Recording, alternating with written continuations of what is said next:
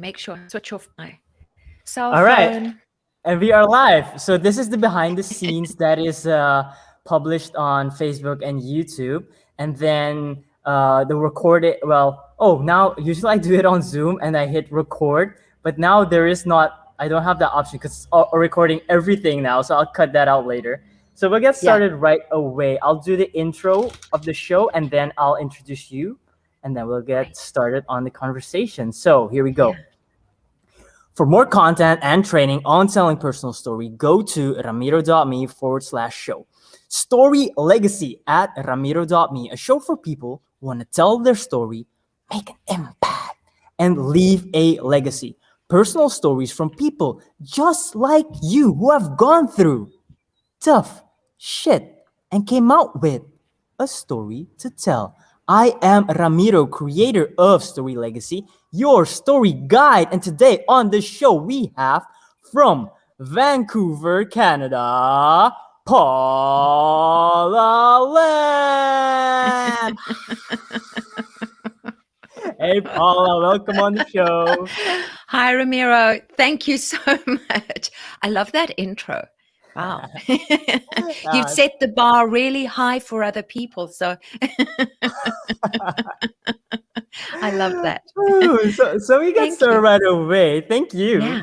Thank you for that. And so one of the questions I like to ask is like to that leads to getting into the story is because I believe the best stories are from that come from the greatest life lessons learned, and those often Mm. come from the greatest challenges in life. So my question to you is, what has been the biggest challenge you've gone through, faced, experienced in life? Yeah, I mean that's a big question, and an interesting question, because I think for all of us in life, we're faced with many different challenges. Some of them small, some of them big. So, I have been blessed to have to not face any massive challenges like health issues, um, you know, uh, any really thing that is major that affects me on a very large scale. But like everyone else, we've had we live a roller coaster life. That is what life is about. We're here to learn, evolve, grow. And I had a little think about that when you sent me that, and I thought, wow, I have had not challenges, but I've certainly faced a lot of uncertainty and difficult times in my life. And one of them that I can think about is I live in Canada now. I am an immigrant for the second time in my life. The first time I was an immigrant at the age of 12, and I moved from Zimbabwe to South Africa. And I was just going into my teen years. And as we all know, your teen years are not easy times. You're trying to discover who you are. Now I was moving and leaving everything that I knew, my friends, right through the first, 5, 6 years of school. And I was going to this totally new environment. And every country is different. And I struggled, for my entire high school year. I really struggled finding my people, my tribe. And yeah, that was the start of my immigration journey, because in 2002, again, moving to Canada and being faced with the same thing, but now I'm an adult. So I had more established relationships in South Africa. I had the security of knowing where everything is, how things work, you're driving, healthcare, all of this, right? And so moving to Canada was a challenge in that, even although it is an English speaking country, I'm English speaking, I still felt lost in translation at times, right? And a total stranger. And yeah, 2, 3 years in, I started suffering from severe depression. And it was because, I just couldn't settle. I was happy to be in Canada. I was in a more secure environment, and there was a lot more possibility for me moving from a third world country to a first world. So I felt blessed having that. But I started sinking into this deep depression, and I would suffer with severe bouts of depression, not being able to get out of bed for days. not wanting to communicate with people. And and then from that, I started suffering from anxiety, and I still suffer from anxiety today. And during the pandemic, this pandemic has certainly not helped that. And last year, I had a big panic attack in a shopping store, in our shopping mall, in a clothing store, which was pretty frightening because I'd never had a major panic attack before. So when I think of the challenges, is one of the things that I'm trying to work with is my anxiety, understanding where it comes from and how I can live my life and work through this, because part of that is also claustrophobia that comes on as well at times.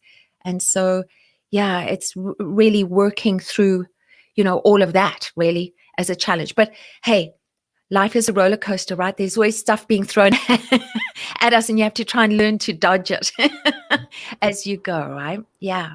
Yeah. Thank you. I love what you just shared, and there are so many things to dive into. So we're gonna take it step by step. All right. The first thing is, you mentioned that you started off with, I haven't gone through big challenges where it's about my health or my body, and Yeah. that I see is one mistake a lot of people make.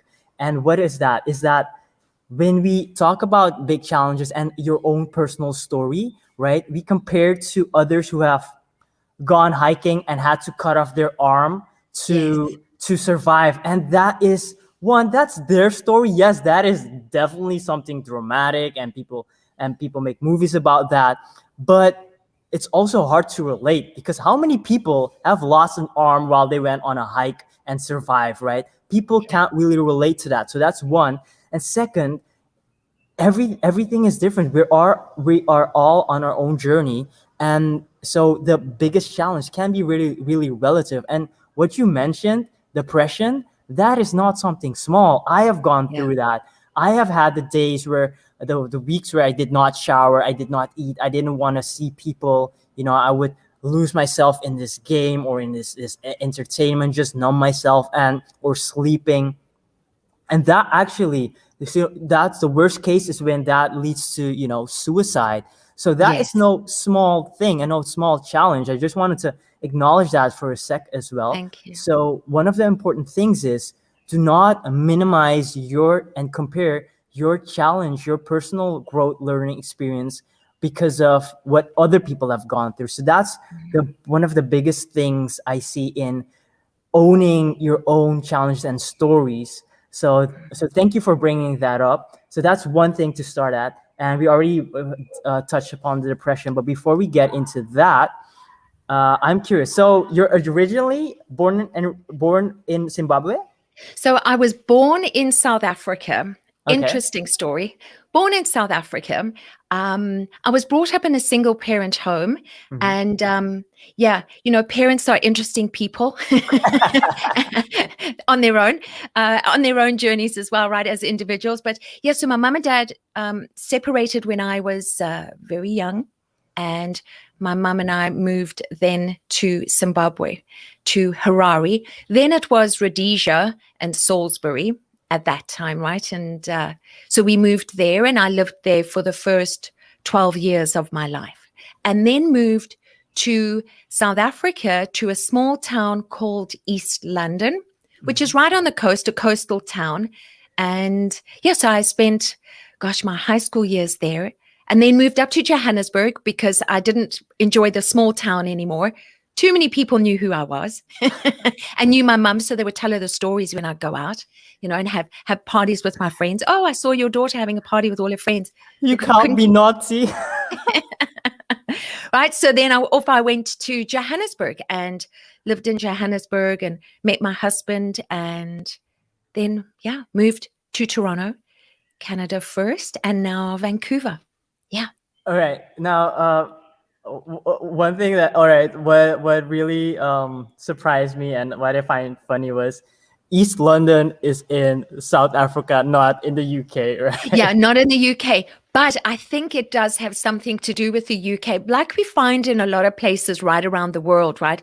You'll find small towns and you'll go, hang on a second, this is like, say, America, or this is Canada, and that's a town in the UK, or that is a a region in the UK or something, right? So yeah, it's not in the UK, it's in South Africa. So interesting about that is, it has to do with the colonial era. For example, you Yes. have Holland, right? And Suriname used to be a colony. So Holland, you have Amsterdam, and then in Suriname, you have what's called New Amsterdam, which is a place.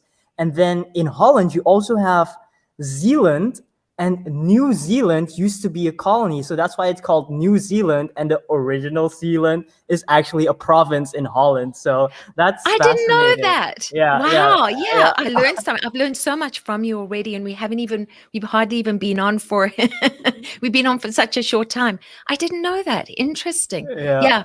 Yeah.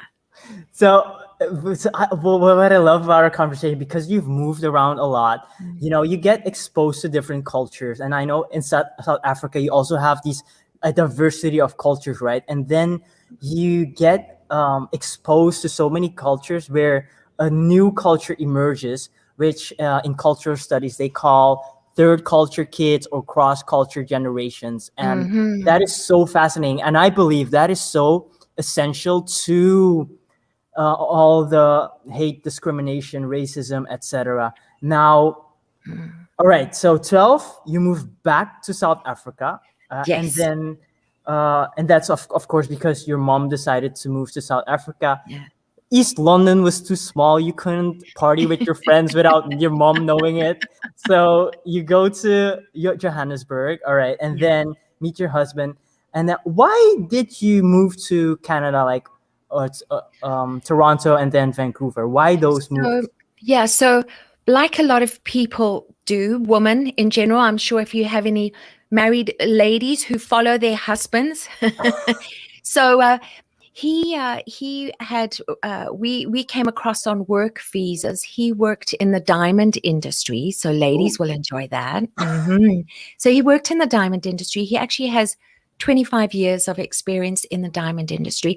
So remind me to tell you a little story specifically around diamonds, because I think your listeners will love this.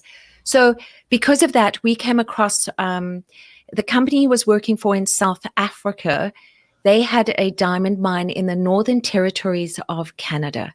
And so Toronto was our stop and port of call. And then we decided a year in, we want to become permanent residents because we may not want to go back to South Africa once our visas are up. But at least we have a choice, an opportunity to make a choice for ourselves. And it just so happened that we decided, after a year, we thought we were going to apply. 2-3 years down the line, our visas were renewed, but we decided, you know what, we're actually going to stay in Canada. And then there was an opportunity that came up here in Vancouver. Obviously, I was really pushing my husband because I really wanted to move to Vancouver. We both loved Vancouver, and it's where we wanted to eventually end up. And yeah, everything aligned up. The universe was on our side, and we took action and were offered an opportunity here and then moved to Vancouver. We've been in Vancouver since 2008. So we moved to Canada 2002, and then in the spring of 2008, Vancouver. And we've been here ever since. Rainy Vancouver. All right, cool. So, okay, one of the things I love, I'm curious, how many languages do you speak?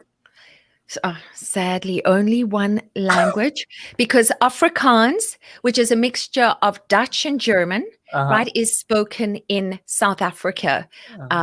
So you have your Afrikaans and your English. Then you have now, I will need to be corrected on this, but you have at least a minimum of 11 African languages or different African languages that are spoken in South Africa. For such a small little country that fits literally 5 or 6 times in Canada, that is how many languages. Then let's not forget, you have your Chinese community, you have your Greek community, so you have your Portuguese community, you have your Italian community.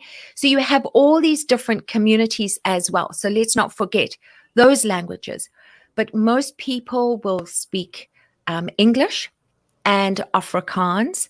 And I don't know in the schooling system if they teach any of the African languages, because there are so many different languages for the regions. But English and Afrikaans, I know, is the most spoken language. Amongst the Caucasian population, right? The white community. And then the African community, there's just so many different ones. Yeah. So you didn't pick up any Afrikaans? So when I moved because in Zimbabwe, you don't really, English is the only language that was spoken besides the African languages amongst the African community. And one of the things I was upset about was that I was just going into high school in Zimbabwe, and I was going to a school where you would learn French. And I was so excited about that because I wanted to learn how to speak French. My mother speaks French fluently. She never taught me as a child, and I still rag her about that. But, you should have taught me how to speak French. I wish I could speak another language. So when I went to South Africa, there was only Afrikaans and English. So I was really upset about that. And so I didn't have to do Afrikaans because it isn't something that I had through my early school years. And so I was exempt. So although I still took part in the classes, I didn't have to write the exams. And that marking didn't go towards my end of year, exam, the points that they add up to pass you on to the next year, which was a bit of a problem. So I had to work a little harder on my other subjects, but I can understand it. When I go to Holland, I can understand the Dutch. I can read all the signs. And Belgium, the Flemish, we can understand a little bit as well. So I can understand it just a little bit, Yeah. Nice. Okay, cool. So, during my college days, I did a study that was area focused and discipline focused. So, a lot of people who studied Africa and always had certain specifics on South Africa as well. And then what I'm keep on learning. So I'm from a small country called Suriname, and it's also a very diverse culture, different different immigrants, and also the Africans from Ghana, like who are slaves. And there's such a diversity. And what I'm realizing from you sharing is that South Africa is kind of like that diversity we have in Suriname on steroids, with all those, they're like 2, 3, 4, 5 times the different languages and cultures and communities, and that brings more complexity to all the tension, etc. All right, cool. So this is one thing I love about what you mentioned, and how that's really been a challenge to you, for you, from having to adjust each time, especially going at the age of 12, moving to South Africa, and that phase of discovering who you are, right? And then later, even going to an English speaking country and still having language miscommunication, language barrier, and culture shock, because from that, having anxiety and panic attacks and depression, because one of the challenges that comes with it, the core question from being exposed and changing and moving place and being part of different communities where you don't really belong, and that brings a question: where do I belong? Who am I? And that, at our core, we're social creatures, right? We want to belong. So that is, it's quite normal. And I've had that, and it puts us in that uncomfortable situation, but yet still it gets us to a deeper level of, deeper or meta level of human connection, of where we belong. So if I ask you right now, and I know we're going a little bit deeper, that's what I love to do. So if I ask you right now, where do you feel that you belong? Where do you place? How do you define your own identity?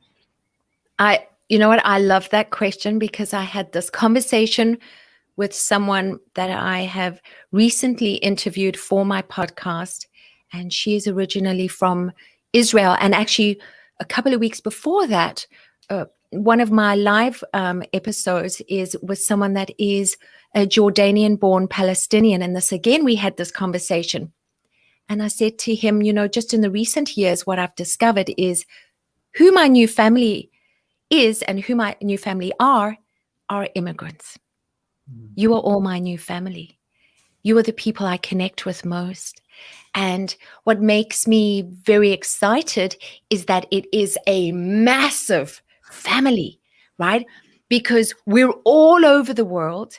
And no matter, I'm getting goosebumps talking about this, that no matter where I go in the world, the immigrants will be my people. And we have something in common, and I will be able to connect with them first before I connect with anyone else. And so immigrants are my new tribe. That is my family. And this is my message to immigrants out there. Number one, you are not alone.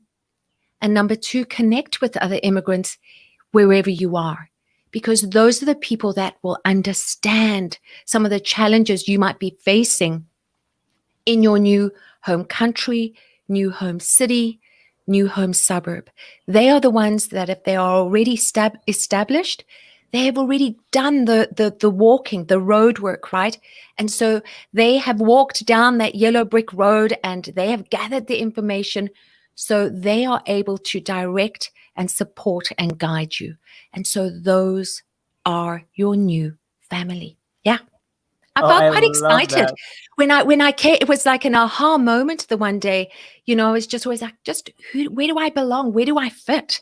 I don't fit really anywhere anymore. And it was this light bulb moment. And I had such great joy, in my heart when I was like, yeah. And such great people from all walks of life, which is what my podcast is also about, is connecting with people from all walks of life. And I thought that's what feeds my soul, is connecting with these people. So maybe my life's journey is being an immigrant. That's what I'm supposed to be doing, is this process and being able to connect with all these people that just feed my soul. Yeah. Beautiful. Now, for listeners, Paula has a podcast. It's called Knowing Me, Knowing You with Paula. And it's also about personal stories. And I love that, Paula. Thank you for shedding that light You're into welcome. immigrants. Now, one thing I believe that I mentioned earlier is to have that exposure, but not just exposure, that immersion in a culture that is different from where we grew up. But because then we get challenged with that question, where do I belong? And that can be scary, but we get challenged with that question, and then we start to connect on a deeper human level, even on a spirit level, to even deeper. And so one of the ways you connect is with immigrants, right? I do see a challenge with that, though.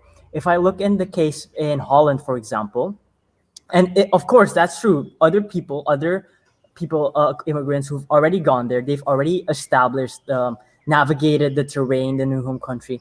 But what I also see happening is that immigrants in, for example, Holland, they will stick to immigrants from their own country. Of course, you have the language barrier, right? So if you can only speak Arabic, there's no point in connecting with someone who only speaks French and not Arabic. But then what happens? Still, you get these segregated, silo communities within a country, and it doesn't really integrate. So you get another case of the things in South Africa, where you have a multi-diverse ethnic group and culture and different communities, but they're so siloed and they're not very meshed and intertwined. So I Yeah. believe that immersion is so crucial for that broader connection. And one of the greatest ways, in my experience, what I've learned is learning different languages, because culture is interwoven in languages. That's why I ended up right now, I speak about 6 languages, and Wow. each one is at different levels, but the culture that gets into it that I adopt is through learning all those languages. My original language and my original people, that my original culture, don't really identify me anymore as that. For example, Dutch, right? I had lived in Holland for 10 years, and then my accent pronunciation can be different when I'm speaking in Holland. but then my vocabulary words also use of words also changed. So then going back to Suriname, I had a Surinamese accent because I could still do my Surinamese accent, but I used the vocabulary of Dutch in Holland. So then people kind of hear, wait, you have a Surinamese accent, but your words sound a little bit weird. The words you use, the phrasing you use. So then it's, yeah, it even gets disconnected from that original group. But whew, all right. So that was my little experience and insight on that. So, I wanted to add there, Ramiro, something that you were talking about, linking back to South Africa, where you have these little pockets. Here in Canada as well, we have the same thing. The Chinese community do stick a lot to themselves, where there are, like you said, where there is the language barrier, and it is difficult for them to really assimilate into the Canadian culture. And you have the Persian community. And I think no matter where you go in the world, people will do that because those are also considered their people. But then you'll also find people like myself who go, well, I don't really connect with the people that I used to connect with before. I don't connect with South Africans anymore because I think very differently, because I spent a lot of time making an effort of assimilating myself into Canada, the Canadian ways, the Canadian thinking, the Canadian holidays. And, for the first couple of years, sure, I really connected back to South Africa. But the longer I've been here, the more I connect with Canada than South Africa. And South Africa, I sadly, if there are any South Africans listening, I'm sorry, I don't consider South Africa home. Canada is home. Vancouver is home. When people ask me, where is home? Canada. And they say, but you don't have a Canadian accent. You have a South African accent. And I go, yes, but I live in Canada and that is my home. That is where I live. Those are now my people. That community is what I identify more with than South Africa. And when I go back to South Africa, on so many different levels, there are a lot of things that I don't agree with anymore and don't understand anymore, because I've seen a totally different side and I've been able to take myself out and look in. So I struggle to connect a lot in South Africa because there's a lot of stuff that I don't agree with, I had that challenge as well of being able to connect to my original tribe, right? And one of the things, but the thing is, growing up, I had trouble connecting to the tribe because at a young age, I was already exposed to so many different ways of thinking, different cultures.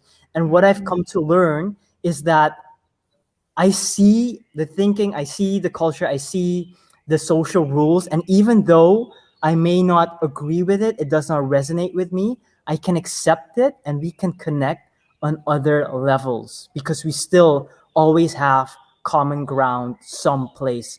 So that developed skill in always being able to find common ground to connect with people, to always have that sense of belonging. Yeah, I love that. Yeah, I love that. I always say to people, we are more alike than we are different. So I really love that. So yeah, when I go back, sure, I do the same thing. I just connect on where there is some form of common ground. Yeah, beautiful. Love that. Yeah, I love that. And another thing you mentioned, especially the Asian Chinese community, so many Asian Chinese, they're everywhere. Almost every country has a Chinatown.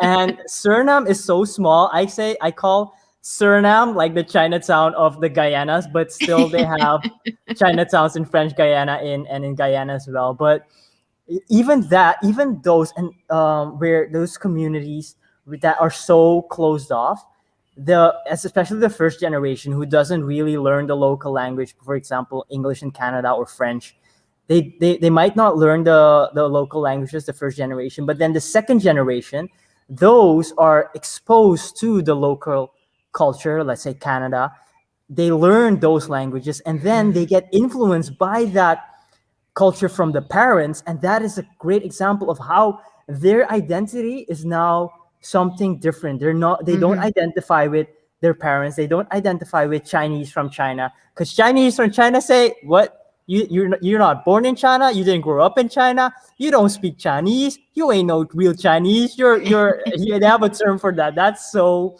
racist and judgmental. But then they don't belong to the home country. But then they also don't really belong to Canada. But then emerges this new third culture identity. So that fascinates me really. Yes, me too, actually. Me too. I'm always fascinated by that and how people think, what they think about it. I love people's opinions. I'm someone that is happy to hear all your opinions about everything. I don't mind if it's politics, religion, cultural. Tell me how you think. Why do you think that way? And I'll take from it what serves me and I leave the rest, and no judgment at all, right? Cool. You just said something inspired another question. I didn't plan on asking this. First, I asked you, where do you belong? You said now your tribe is immigrants. That's with whom you really connect with. Now, a similar question, but it may have a completely different answer. And this is a deep one. Are you ready for it? I'm ready for it. This is, who are you, Paula? Who are you? Yeah, that's a really deep question, because most of us are on that journey of discovering who we are. And I don't think we ever really discover who we are. It is I mean, I don't like the word journey because it almost sounds like there is an end point, and there is never an end point. We are always evolving. We're always growing. We come onto this planet and we leave. And so for me right now, I am, the podcaster. I'm the person who wants to learn more. I am the person who wants to connect. I am the person who is at the moment on a big self-discovery journey, and really trying to dig deep and get to the core of my true self. And that's who I am.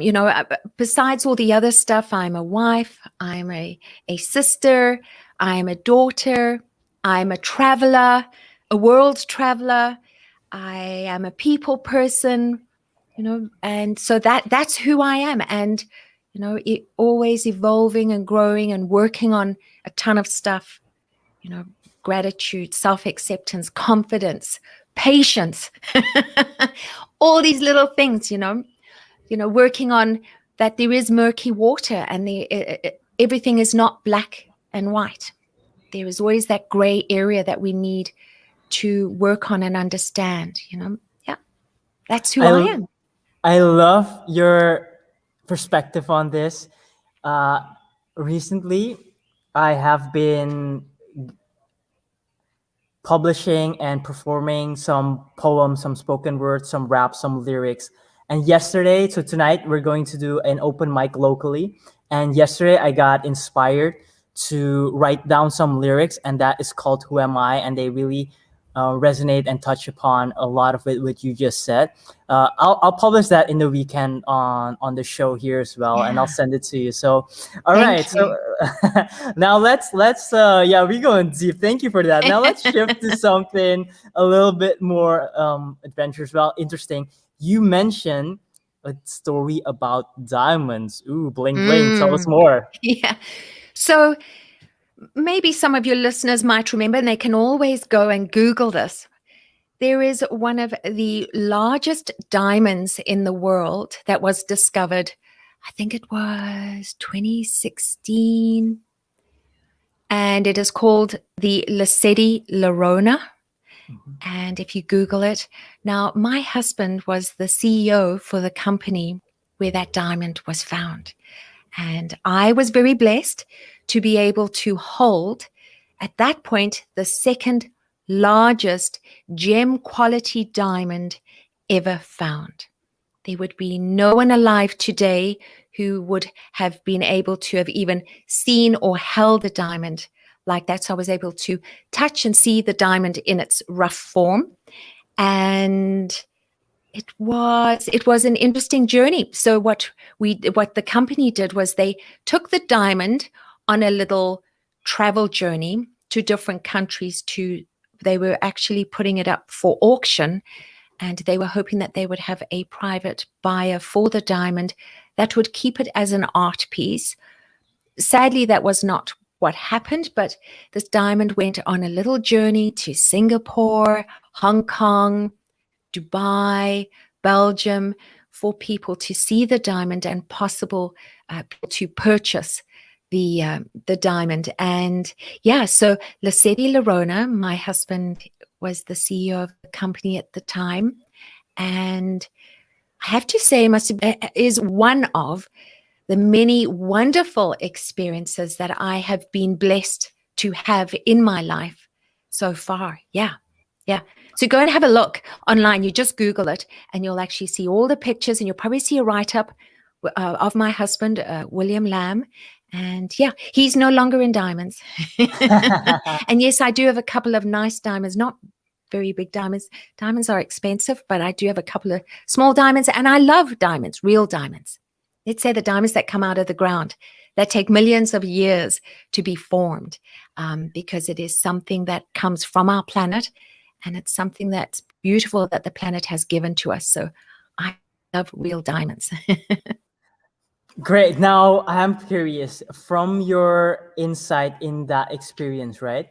What did you learn from having the behind the scenes look on that diamond? Like, and especially, what did you learn about people, and what did you learn about money, value, economy, and selling and auctions? What insights did you get from having that behind the scenes insider look?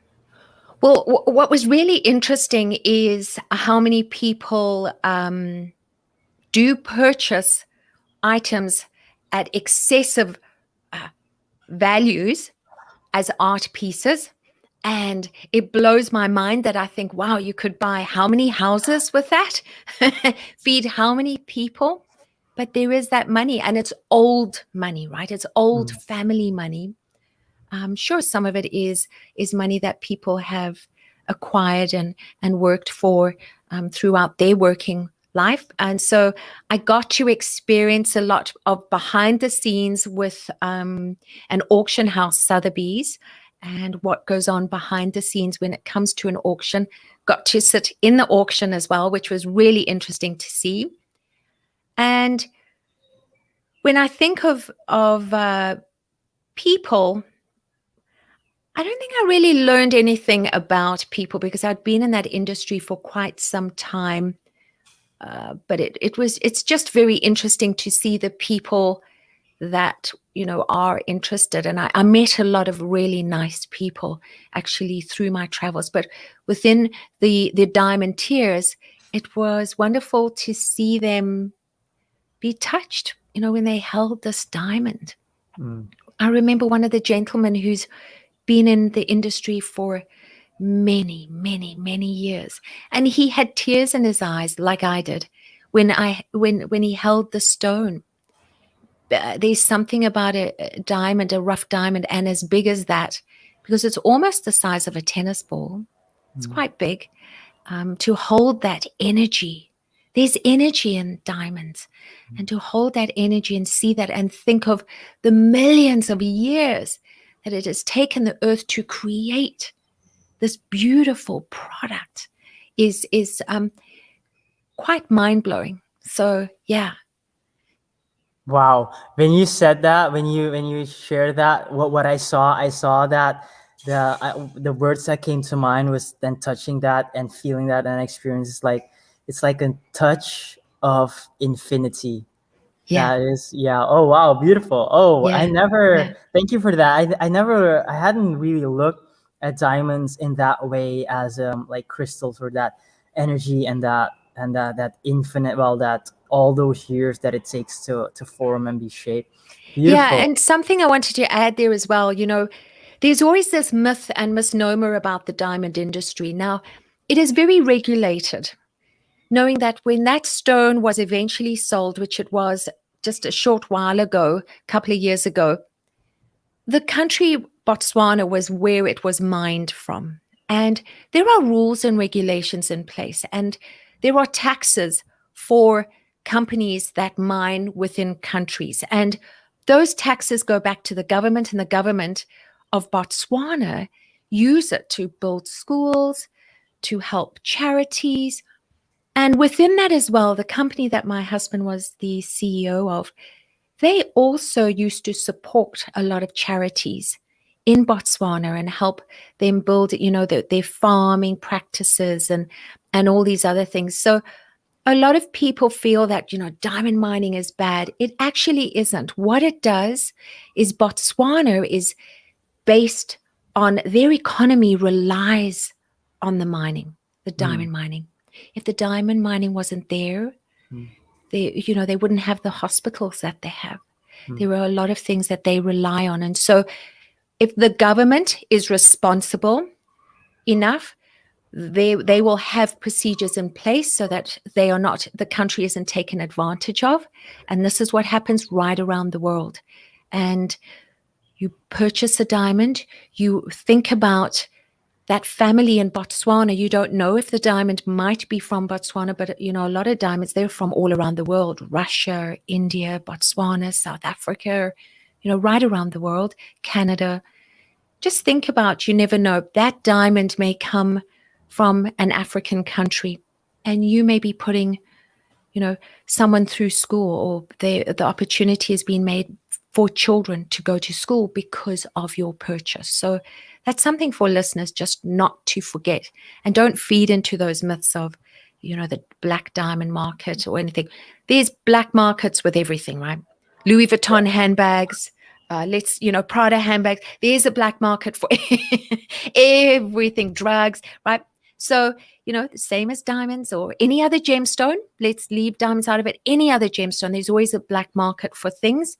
But on the larger picture, you cannot purchase a black market diamond, because there is a certificate that you get with your diamond.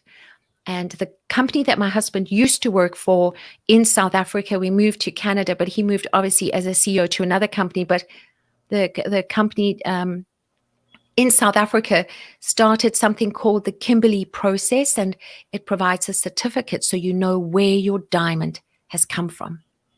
So you must always make sure you have a certificate. And if you don't, well, then you might be purchasing on the black market. But that's for diamonds of substantial, cost, right? Yeah. So yeah.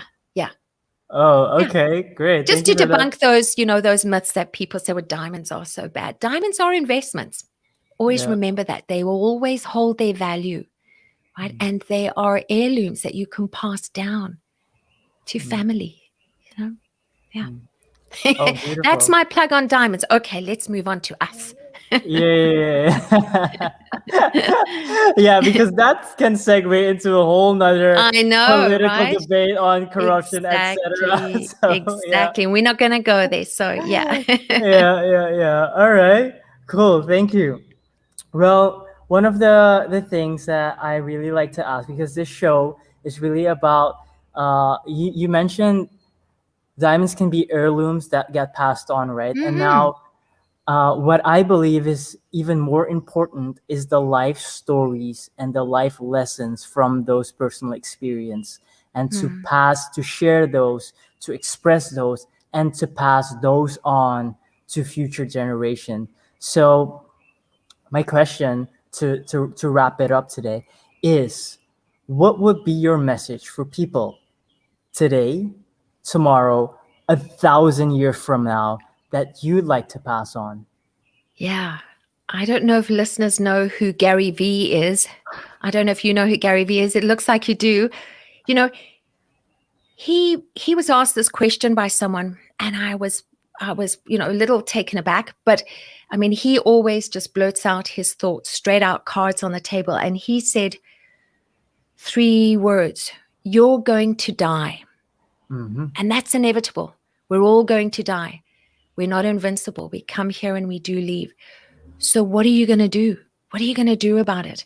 And so with that came the thought of, we shouldn't sweat the small stuff. We should get into action as much as what we can. Don't sweat the small stuff. Pause every opportunity you have to acknowledge what is good in your life. Have that gratitude, right? We need to start our days with gratitude. And lead with kindness. Be kind to people. That's the message I would share. Yeah. Lead with gratitude and be kind to people. I love it. Yeah. And I definitely agree with you are going to die. And what I find so ironic about it, that is the only certainty in life and Yes. taxes. And But taxes. Let's not forget about those as well. yeah, and people avoid that. They don't want to talk about it. They don't want to look at it. And oh, this is for me. That's something I thought about before I was 10 years old. I started thinking Wow. about that stuff. So Yeah, yeah. if I can share a story with you about death, at the age of Mm, 25, I lost someone that was very, very close to me. In fact, I thought this person was going to be my husband one day. mm, And obviously, death, when you have experienced death of someone very close to you, it really throws your whole life out, mm, to the point that I actually didn't even want to live anymore. I didn't want to be here. And what it did teach me, and what I learned was that, and what I found was that I was no longer afraid of death. What I mm, realized was before that, I was afraid of dying. I just didn't want to leave.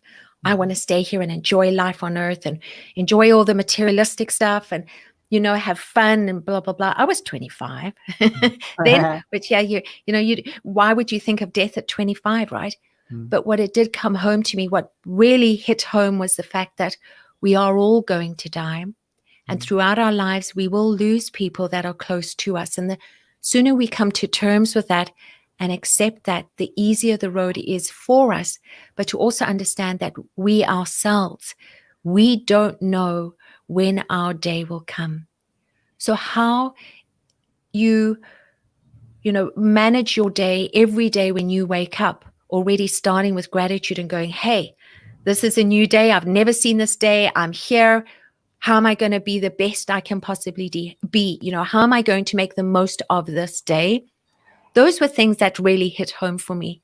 And since then, I'm not afraid of dying. It doesn't, I'm just like, it's inevitable. It's going to happen. My husband and I have conversations often about it. Is like, he always says, I have to die first before you. And I'm like, oh no, no. I want to die first. You can stick around and deal with all the stuff, right, that you have to deal with. But we do just openly talk about it and we laugh about it because it's inevitable. And so we should also just be prepared in our own lives and prepare our own lives as well. I want to share this with listeners. Make sure that you're prepared because it is really hard and difficult for those that are left behind that have to pick up a lot of the pieces. Really, really important. So yeah, not afraid of dying at all.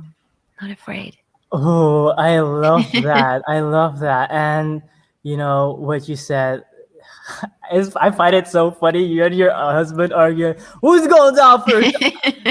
I'm better. I want to be first. I don't want to be here alone without you because I'm gonna have to clean up that mess. Yeah. Well, what I do tell him is I say, as long as the insurance is going to be good, because I'm going to buy myself a Porsche, I'm going to get myself a young boyfriend, and I'm going to travel. So let's just make sure I'm left with a lot of money. And he just laughs. He's like, well, I don't know if I want to leave you with so much money. Maybe you should go first then and let me spend the money. I'm like, what? So you can have a young girlfriend and buy the Porsche? No, I don't think so.